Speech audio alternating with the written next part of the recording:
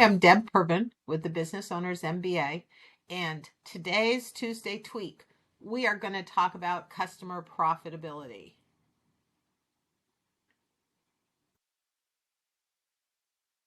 How profitable are your clients? I'm not talking about are your clients making money. I'm talking about, and I want to know how profitable they are to you. And I'm going to give you an exercise that you can do to see. So here is a shocking graph. Okay, we call it a whale graph. And as you can see, the blue dots are profitability for each of the customers. There are 20 customers here on the bottom. And the zero line is break even. And believe it or not, the 80-20 rule applies here, but not the way you would want it to. 80% of your clients are marginally profitable or marginally unprofitable. Only 20% are profitable. That is a very scary statistic. Very scary. So what to do? Well, here's how you figure it out. So here is an income statement. I hope it looks familiar. And I know I've spoken to many of you about making sure that your cost of goods, those variable costs, reflect all of the costs for producing your product. So make sure your labor's in there, your materials, any transportation costs, all of the costs that are associated with driving revenue, sales commissions, all of those are in your cost of goods sold. Most of the time, that is not complete, and your accountant may not have it so that your labor's up there because they just want to do one labor category. So you might have some labor that's in fixed costs that you need to move into variable costs.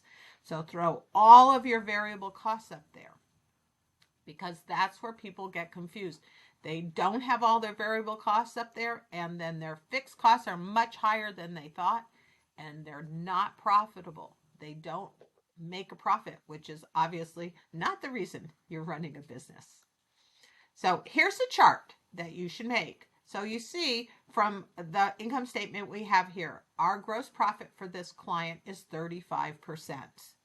Now, their operating profit is 12%, so they spend 22% on fixed costs, which is pretty high, but not unusual. What is your fixed cost? So here's the chart I want you to put together. All of your customers, maybe do the top 5 or the top 10. Revenue, cost of goods. If you are in consulting, your cost of goods, you can look at timesheets and figure out what those cost of goods are, and your gross profit, and then your gross margin. Now you expect 35%, but are you getting it? So here's the chart completed. And you can see customer A, which is the largest customer for this client, 10% of their business, they're not making any money on. Now, customer B is more representative of a lot of their clients, and it's just barely break even. Customer C, which isn't very large, they charged a really big price. And look, they got it, and they have a great gross margin. So this is my recommendation for you. Are you paying your clients to work with you? If so, it's time to reassess your pricing strategy. Start bumping those prices up, because when you bump those prices up, you may lose a client or two, but you're going to gain a bigger margin. And the clients you're losing are probably ones that weren't making money anyways, so you have a net gain with less clients. Your employees will be happy, you'll be able to spend more time with the clients, and it's a win-win all the way around. If you have questions or success stories, I would love to hear from you. Otherwise, I'll see you next week.